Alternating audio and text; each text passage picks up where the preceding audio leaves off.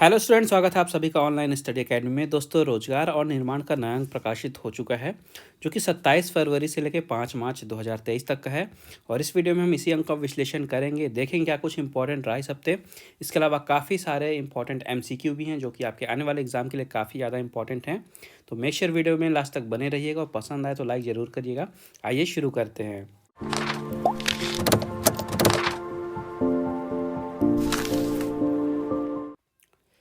तो सबसे पहले शुरुआत करेंगे कुछ इंपॉर्टेंट करंट अफेयर से।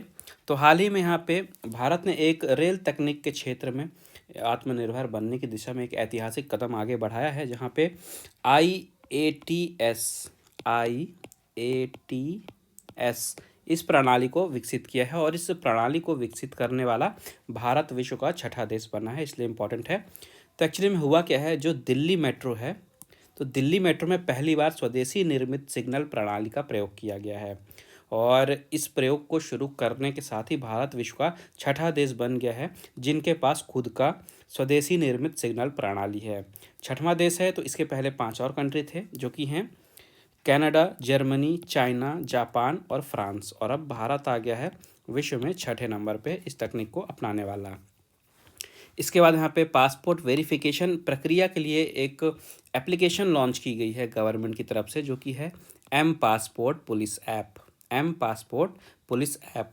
तो देखिए, कोई भी जब पासपोर्ट बनवाता है तो उसको पुलिस का वेरिफिकेशन करवाना होता है, और ये जो प्रोसेस है इसमें काफ़ी ज़्यादा समय भी लग जाता है कई बार। और इस प्रोसेस को सिंपल बनाने के लिए और इसको फास्ट बनाने के लिए ये एप्लीकेशन लॉन्च की गई है गवर्नमेंट की तरफ से। इसका नाम आपको याद रखना है, एम पासपोर्ट पुलिस ऐप। इसको अभी लॉन्च किया गया है हाल ही में। इसके बाद यहाँ पे डीआरडीओ से न्यूज़ है। डीआरडीओ यानी कि defence research and development organisation, रक्षा अनुसंधान एवं विकास संगठन। तो डीआरडीओ ने भारत की जो सुरक्षा है उसको और भी ज़्यादा मजबूत बनाने के लिए एक नई तरह की मिसाइल कार्यक्रम को डेवलप किया है। जो ये मिसाइल सिस्टम है ये है ITCM। ITCM ITCM का फुल फॉर्म भी याद रखिएगा, हो सकता है एग्जाम में फुल फॉर्म पूछ ले। ITCM का फुल फॉर्म है इंडिजिनस टेक्नोलॉजी क्रूज मिसाइल। क्या है? Indigenous technology cruise missile. तो हाल ही में इसका सफल परीक्षण किया गया है। ITCM का सफल परीक्षण किया गया है डीआरडीओ के द्वारा। और ये जो परीक्षण है ये उड़ीसा के चांदीपुर स्थित लॉन्चिंग कॉम्प्लेक्स 3 से किया गया है। और लॉन्चिंग किस विमान से किया गया है ये भी याद रखिएगा। तो लॉन्चिंग का जो व्हीकल था ये था सुखोई 30 MKI। सुखोई 30 MKI लड़ाकू विमान से इसको दागा गया था मिसाइल को। अब बात हुई है डीआरडीओ की, तो डीआरडीओ के बारे में आपको कुछ पॉइंट स्टैटिक याद रखने हैं। जो डीआरडीओ है इसकी स्थापना हुई थी 1958 में। फुल फॉर्म तो आपको बता दिया, defence research and development organisation. इसके बाद इसका जो मुख्यालय है ये है नई दिल्ली में। और प्रेजेंट में यहाँ पे जो एजेंसी एग्जीक्यूटिव हैं ये हैं डॉक्टर समीर वी कामत, जो कि अभी प्रेजेंट में डीआरडीओ के चेयरमैन हैं। तो इनके चेयरमैन का नाम भी याद रखना है, ये हैं डॉक्टर समीर वी कामत। तो चेयरमैन का नाम याद रखना है, इसका हेडक्वार्टर कहाँ पे है याद रखना है, और इसका इस्टेब्लिशमेंट कब हुआ था ये याद रखना है। फिर यहाँ पे डिफेंस से ही एक और न्यूज़ है। हाल ही में भारतीय सेना ने जमीन से हवा में मार करने वाली मिसाइल रेजिमेंट गठित की है।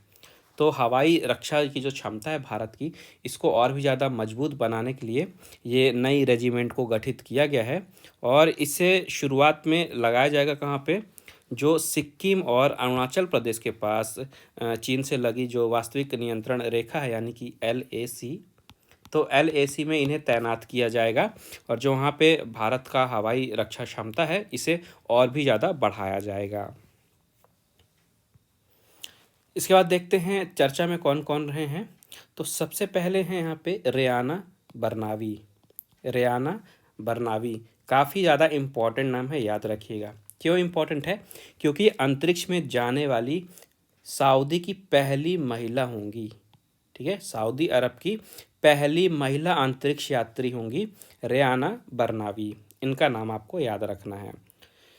इसके बाद यहाँ पे हैं डॉक्टर सना रामचंद्र गुलवानी। डॉक्टर सना रामचंद्र गुलवानी तो ये पाकिस्तानी प्रशासनिक सेवा में पहली हिंदू अफसर बनी हैं।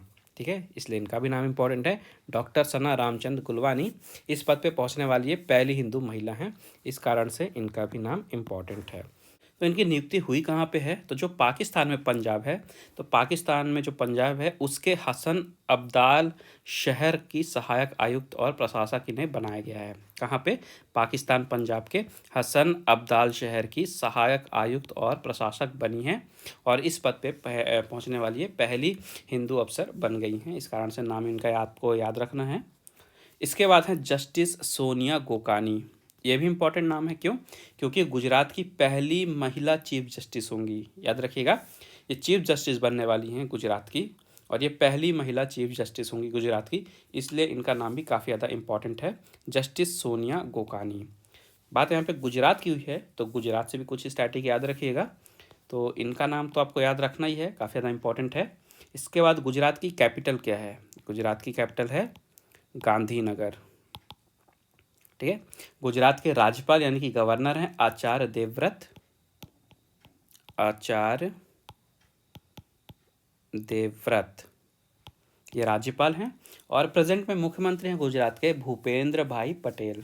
कौन है, भूपेंद्र भाई पटेल, भूपेंद्र भाई पटेल।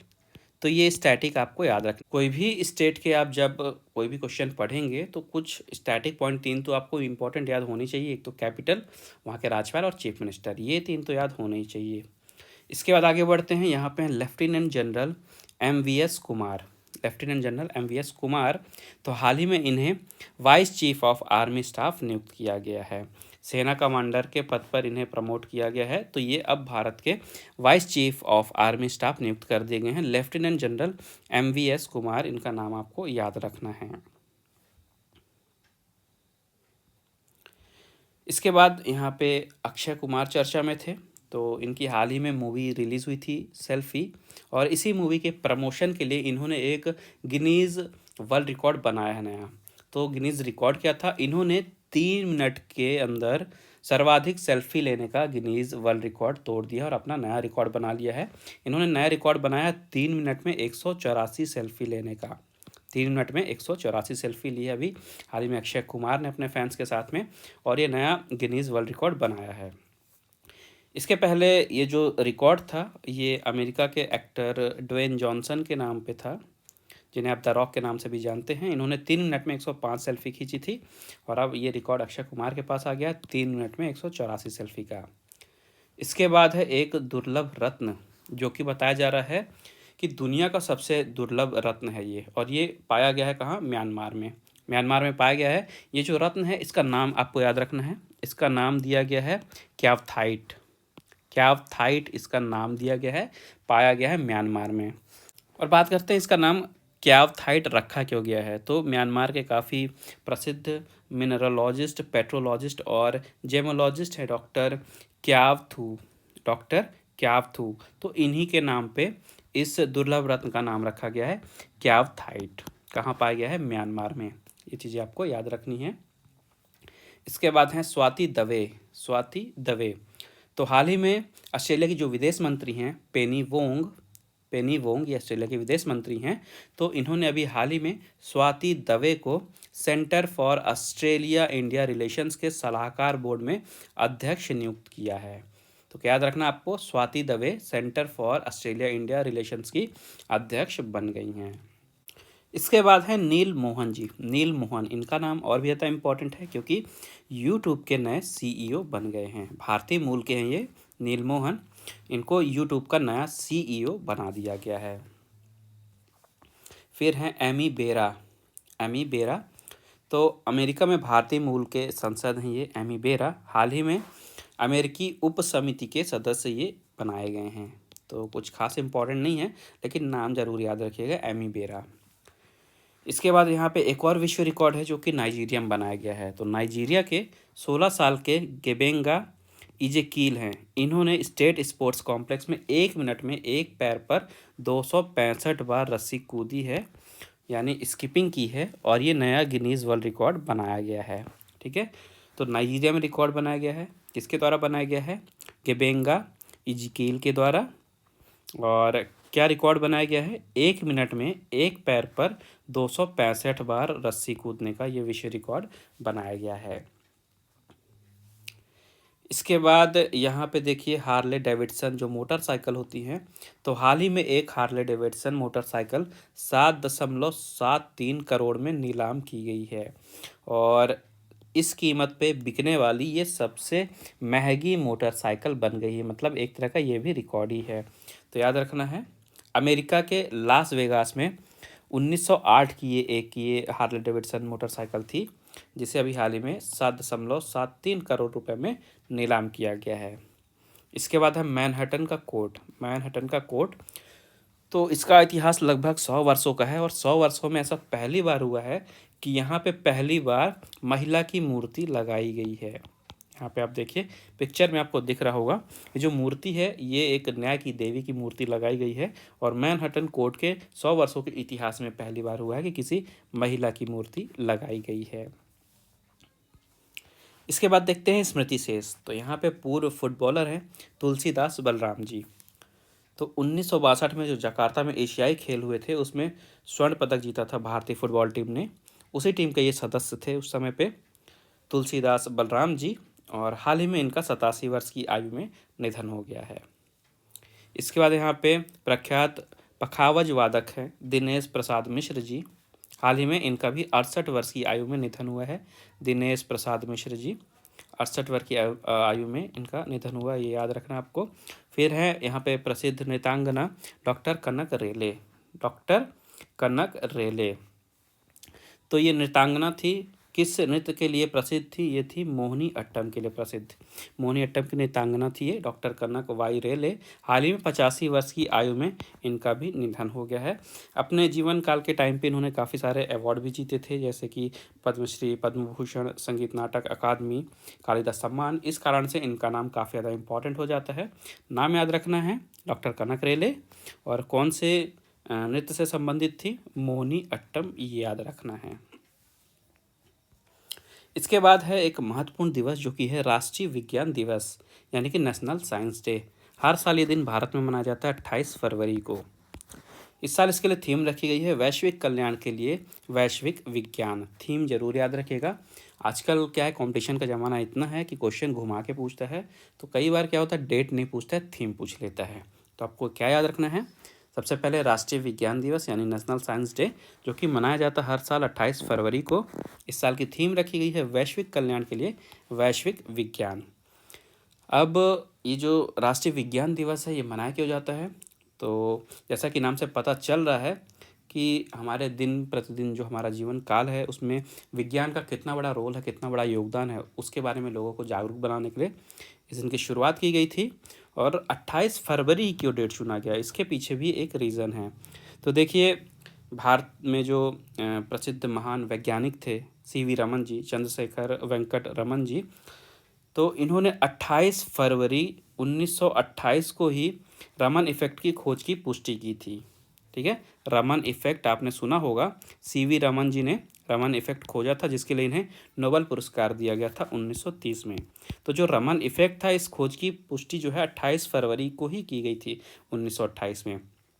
इस कारण से 28 फरवरी को भारत में मनाया जाने लगा राष्ट्रीय विज्ञान दिवस यानी national science day CV Raman ji के सम्मान में। ये भी याद रखिएगा कि इन्हें नोबेल पुरस्कार दिया गया था 1930 में। इसके बाद मूव करते हैं कुछ इंपॉर्टेंट एमसीक्यू की तरफ, जहाँ पे सबसे पहले यहाँ पे एमसीक्यू हैं खेल से रिलेटेड। जहाँ पहला क्वेश्चन है, किस शहर में सबसे ज़्यादा बार ओलंपिक खेल आयोजित किए जा चुके हैं अब तक? तो अब तक सबसे ज़्यादा लंदन में ओलंपिक खेल आयोजित किए जा चुके हैं। फिर है मोहम्मद अनस याहिया, ये किस खेल में भारत का प्रतिनिधित्व करते हैं? तो ये प्रतिनिधित्व करते हैं एथलेटिक्स में। नेक्स्ट है, इनमें से किस भारतीय खिलाड़ी ने वनडे क्रिकेट में दोहरा शतक नहीं बनाया है? तो रोहित शर्मा ने बनाया है, शुभमन गिल ने बनाया है, ईशान किशन ने बना दिया। सूर्य कुमार यादव ने अभी तक वनडे क्रिकेट में दोहरा शतक नहीं बनाया है। फिर है मैनुएल न्यूएर, ये किस देश के दिग्गज फुटबॉलर हैं, यह बताना आपको। तो ये फुटबॉल खेलते हैं जर्मनी के लिए। फिर शीतकालीन ओलंपिक खेलों की शुरुआत किस वर्ष से हुई थी? तो सबसे पहली बार शीतकालीन ओलंपिक हुए थे वर्ष 1924 में, यानी 1924 से इनकी शुरुआत मानी जाती है। फिर है कॉमनवेल्थ गेम्स 2022 में हॉकी में महिला वर्ग का जो स्वर्ण पदक है ये किस देश ने जीता था? तो ये स्वर्ण पदक जीता था महिलाओं में इंग्लैंड की महिलाओं की टीम ने। हॉकी की बात हो रही है कॉमनवेल्थ गेम 2022 की, तो महिला वर्ग का जो स्वर्ण पदक था इसे जीता था इंग्लैंड की टीम ने। फिर वनडे अंतर्राष्ट्रीय क्रिकेट में सबसे तेज 10,000 रन बनाने वाले बल्लेबाज कौन हैं? तो सबसे तेज 10,000 रन बनाने वाले बल्लेबाज हैं विराट कोहली। फिर इनमें से कौन सा क्लब इंग्लिश प्रीमियर लीग में शामिल नहीं है? तो जुवेंटस जो है ये इंग्लिश प्रीमियर लीग में शामिल नहीं है। फिर विजय कुमार ने लंदन ओलंपिक 2012 में किस खेल में भारत के लिए रजत पदक जीता था, ये बताना आपको। तो इन्होंने निशानेबाजी में रजत पदक दिलाया था भारत को। फिर है फार्मूला 1 रेसर लुइस हैमिल्टन, ये किस देश का प्रतिनिधित्व करते हैं? तो ये प्रतिनिधित्व करते हैं ब्रिटेन का। फिर इनमें से किस देश से टेबल टेनिस खेल की शुरुआत हुई थी?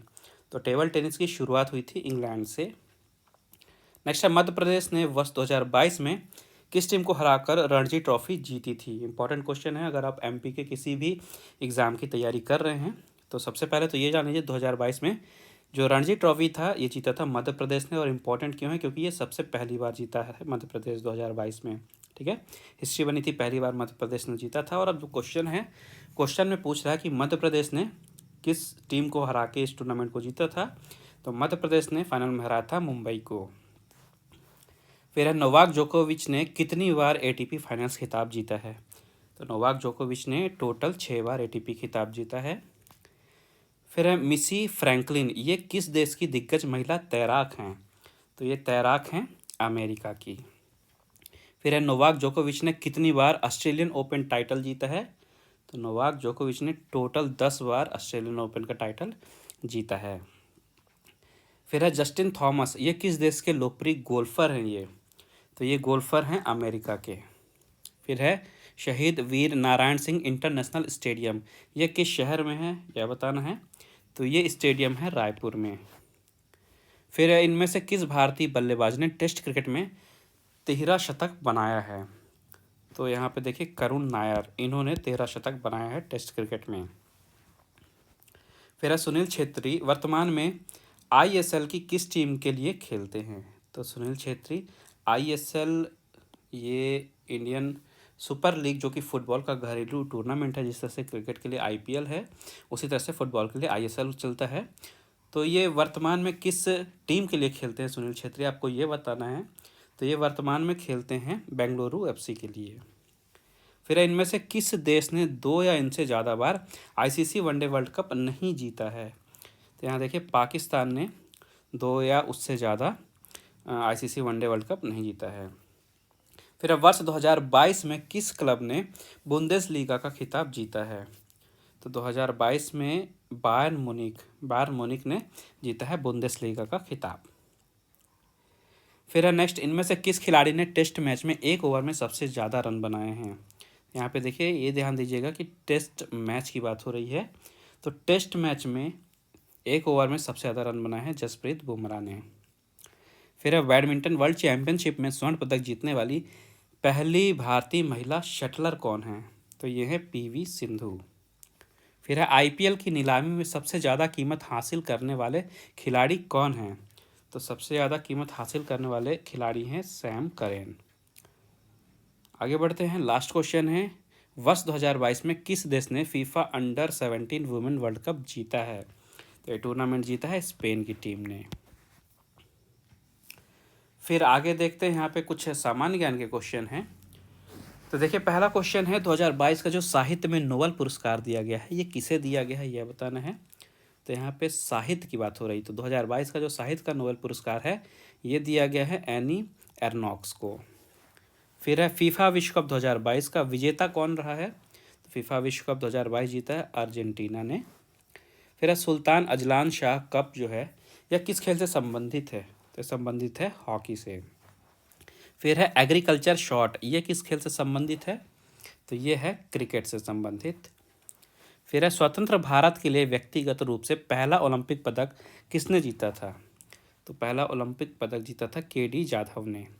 स्वतंत्र भारत की बात हो रही है। फिर है प्रसिद्ध ध्रुपद गायक कुमार गंधर्व, ये किस स्थान से संबंधित थे? तो ये संबंधित थे देवास से। फिर है मध्य प्रदेश का पिन कोड निम्नलिखित में से किस अंक से प्रारंभ होता है? तो मध्य प्रदेश का पिन कोड जो है ये शुरू होता है 4 से। फिर है युकी भावरी, ये किस खेल से संबंधित हैं? ये संबंधित हैं टेनिस से।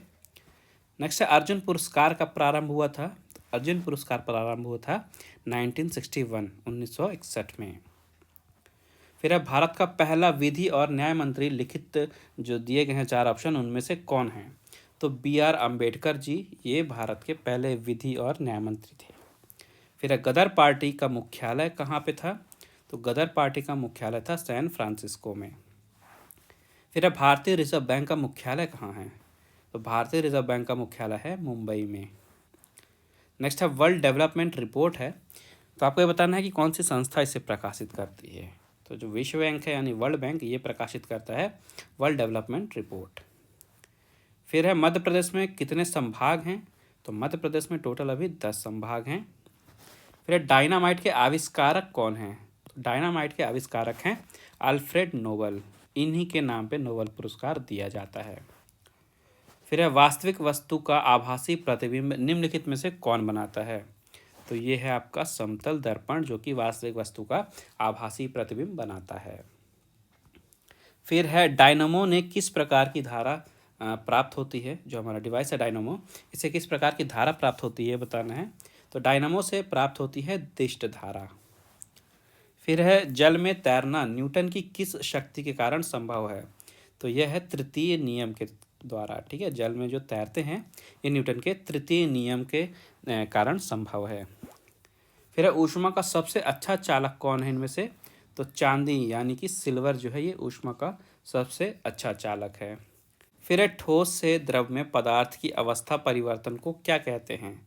यानी कि ठोस से जब द्रव में इसे कन्वर्ट किया जाता है, परिवर्तन किया जाता है, उस अवस्था को क्या कहा जाता है? उसे कहा जाता है गलन। इसके बाद राजनीति विज्ञान का देखिए एक सेट हमने पिछले वीडियो में कवर किया था, कुछ क्वेश्चन उसमें हमने कवर किए थे और कुछ क्वेश्चन अब हमारे पास आए हैं, बाकी क्वेश्चन अभी हम कवर करेंगे। आगे क्वेश्चन देखते हैं। मध्य प्रदेश की पहली साझा सरकार कब बनी थी? तो यह बनी थी 1967 में। फिर है वित्त विधेयक प्रस्तुत किसके मतलब कहाँ पे किया जाता है, किस सदन में? तो जो वित्त विधेयक है यह प्रस्तुत किया जाता है निम्न सदन में। फिर है हाल ही में दिल्ली में कितने नगर निगमों का एकीकरण किया गया है? इसका राइट आंसर हो जाएगा 3। हाल ही में 3 नगर निगमों का एकीकरण किया गया दिल्ली में। फिर है क्षेत्रीय परिषद की बैठक की अध्यक्षता कौन करता है? तो इस बैठक की अध्यक्षता करते हैं गृह मंत्री। फिर है पद सोपान, इसका व्यापक अध्ययन किसने किया था? तो इसका व्यापक अध्ययन किया था JD मूने ने। फिर है मंत्री परिषद के प्रधान के रूप में प्रधानमंत्री के कार्य करने का उल्लेख संविधान के किस अनुच्छेद में दिया गया है? तो दिया गया है अनुच्छेद 74(1) में। नेक्स्ट क्वेश्चन है पहला मीनो-ब्रुक सम्मेलन कब आयोजित हुआ था? आपको ये बताना है। तो पहला मीनो-ब्रुक सम्मेलन जो है यह हुआ था 1968 में। नेक्स्ट है प्रशासनिक व्यवहार, इसके लेखक कौन है? आपको यह बताना है। तो प्रशासनिक व्यवहार के लेखक हैं हर्बर्ट साइमन। फिर भारत में सिविल सर्विस डे कब मनाया जाता है? तो सिविल सर्विस डे मनाया जाता है 21 अप्रैल को। फिर है लोक प्रशासन एवं निजी प्रशासन में स्पष्टता अंतर किसने किया था? तो अंतर किया गया था एपल्वी ने। फिर भारत में सूचना का अधिकार कब लागू हुआ था? तो सूचना का अधिकार लागू हुआ था 2005 में। आगे बढ़ते हैं। नेक्स्ट क्वेश्चन है प्रशासन में नवाचार के लिए हार्थोन प्रयोग किसने किए हैं? तो ये प्रयोग किए हैं आपका मेयो जो है राइट आंसर हो जाएगा। फिर है राष्ट्रपति श्रीमती द्रौपदी मुर्मू ये किस राज्य की राज्यपाल रह चुकी हैं? आपको यह बताना है। तो राज्यपाल रह चुकी हैं झारखंड की। फिर भारत ने संयुक्त राष्ट्र संघ की सदस्यता कब ग्रहण की थी? तो भारत सदस्य बना था 1945 में ही। फिर किस देश की अध्यक्षता में जून 2022 में ब्रिक्स देशों के वित्त मंत्रियों एवं केंद्रीय बैंक के गवर्नर्स का वर्चुअल सम्मेलन हुआ था? किस देश में हुआ था, किसकी अध्यक्षता में हुआ था, ये बताना आपको। तो ये हुआ था चाइना की अध्यक्षता में। फिर यहाँ पे 41 क्वेश्चन जो है, इसमें दो पेयर दिए हैं, एक तरफ है अंतर्राष्ट्रीय घटना, एक तरफ है उसका जो घटित वर्ष है। तो यहाँ पे गलत जोड़ी चुनना है हमें। तो गलत जोड़ी देखिए कौन सी है, यहाँ पे क्यूबा का मिसाइल संकट, इसका ईयर दिया हुआ 1970, यह आपका गलत हो जाएगा, ये पेयर गलत दिया हुआ है। इसका सही ईयर क्या है ये आपको बताना है नीचे कमेंट में आंसर करके, ठीक है। ये क्यूबा का मिसाइल संकट किस वर्ष में हुआ था, इसका राइट आंसर आपको कमेंट बॉक्स में बताना है। फिर है निशस्त्रीकरण से संबंधित सॉल्ट संधि 1972 में हुई थी, और ये किसके किसके बीच में हुई थी ये बताना है। तो ये हुई थी अमेरिका और सोवियत संघ के बीच। फिर आज के विनाशकारी युग में हमारे सामने दो ही रास्ते बचे हैं, या तो हम अहिंसा को अपना लें या फिर अपने अस्तित्व को ही मिट जाने दें। तो गांधी जी के किस अनुयायी ने यह कहा था, तो यह कहा गया था जूनियर मार्टिन लूथर किंग के द्वारा। फिर है रजाली इस्माइल की अध्यक्षता वाले कार्यदल ने सुरक्षा परिषद की सदस्यता 15 से बढ़ाकर कितने करने का सुझाव दिया है। तो 15 से सदस्यता बढ़ा के 24 करने का सुझाव दिया गया है। फिर है स्टेट ऑफ टेरर, इसके लेखक द्वय कौन है, स्टेट ऑफ टेरर के लेखक द्वय कौन हैं। तो आपका राइट आंसर हो जाएगा इसमें हिलेरी क्लिंटन और लुइस पैनी, हिलेरी क्लिंटन और लुइस पैनी, ये लेखक द्वय हैं स्टेट ऑफ टेरर के। फिर है राजीव जयवर्धने समझौता कब हुआ था। तो राजीव जयवर्धने ये समझौता हुआ था वर्ष 1987 में, 1987 में। फिर है भारत द्वारा कितने सालों में अरुणाचल प्रदेश में भारत तिब्बत चीन म्यांमार सीमा के निकट नया राजमार्ग बनाया जाएगा। तो ये बनाया जाएगा आने वाले 5 सालों में। आगे बढ़ते हैं, कुछ स्पोर्ट्स के न्यूज़ यहाँ पे देखते हैं, खेल समाचार। तो सबसे पहले रणजी ट्रॉफी 2023 का रणजी ट्रॉफी अभी संपन्न हुआ है, और 2023 का ये टूर्नामेंट जीता है सौराष्ट्र ने। सौराष्ट्र ने बंगाल को हराकर 2023 का रणजी ट्रॉफी जीत लिया है। सौराष्ट्र ने दूसरी बार इस टूर्नामेंट को जीता है। इसके पहले वर्ष 2019-20 में भी सौराष्ट्र चैंपियन बना था, और अब दूसरी बार 2023 में सौराष्ट्र फिर से रणजी का चैंपियन बन गया है। तो ये आपको याद रखना है, काफ़ी ज़्यादा इम्पॉर्टेंट है। सौराष्ट्र ने हराया किसे है, बंगाल को, ये भी आपको याद रखना है। इसके बाद यहाँ पे ICC player of the month की बात करते हैं। तो भारत के युवा बल्लेबाज शुभमन गिल ये बने हैं ICC player of the month. कौन से महीने के लिए, जनवरी के लिए, ठीक है। ICC player of the month जनवरी के लिए पुरुषों में बने हैं शुभमन गिल।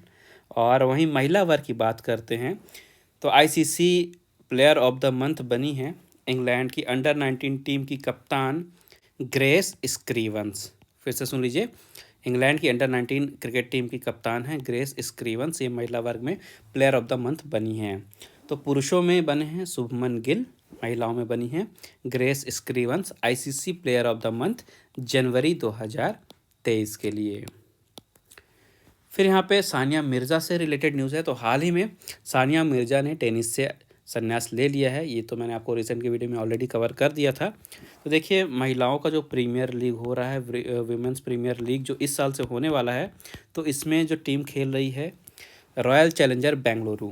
तो रॉयल चैलेंजर बेंगलुरु की मेंटर बनी है टेनिस खिलाड़ी सानिया मिर्ज़ा, ठीक है, याद रखिएगा। सानिया मिर्ज़ा पूछ सकता है कि किस टीम के अभी हाल ही में मेंटर नियुक्त की गई हैं। तो मेंटर बनी है रॉयल चैलेंजर बेंगलुरु की सानिया मिर्ज़ा। फिर यहाँ पे अर्जेंटीना ओपन का खिताब है, जो कि एक टेनिस का टूर्नामेंट है। तो हाल ही में ये टूर्नामेंट संपन्न हुआ है, और इस टूर्नामेंट को जीता है स्पेन के युवा टेनिस खिलाड़ी कार्लोस अल्कराज ने, ठीक है। कार्लोस अल्कराज ने अर्जेंटीना ओपन जीता है 2023 का। इन्होंने फाइनल में ब्रिटेन के कैमरन नॉरी को हराया है। अब यहाँ से देखिए क्वेश्चन कैसे पूछ सकता है। सबसे पहले तो अर्जेंटीना ओपन जीता किसने है, आंसर होगा कार्लोस अल्कराज। फिर है किसे हराया था इन्होंने, तो ये है कैमरन नॉरी। फिर ये पूछ सकता है कि कार्लोस अल्कराज किस खेल से संबंधित हैं, तो ये टेनिस से संबंधित है। क्वेश्चन ऐसे ही पूछ सकता है कि कार्लोस अल्कराज ये किस देश का प्रतिनिधित्व करते हैं टेनिस में, तो ये स्पेन के लिए टेनिस खेलते हैं। तो देखिए क्वेश्चन किसी भी तरह से घुमा के पूछ सकता है, इसलिए आपको पूरा डिटेल में पढ़ना ज़रूरी है। फिर यहाँ पे Asia badminton mix team championship की बात हो रही है, जहाँ पे भारत ने कांस्य पदक जीता है। ये टूर्नामेंट हो रहा था दुबई में, तो भारत ने Asia badminton mix team championship में कांस्य पदक जीता है।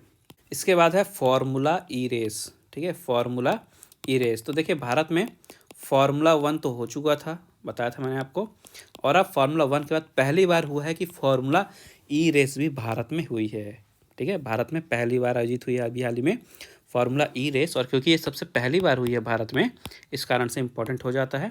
हुई कहाँ पे है ये भी याद रखिएगा, ये हुई थी हैदराबाद में, ठीक है। भारत में पहली बार ई फार्मूला 1 रेस आयोजित हुई थी, कहाँ पे, हैदराबाद में।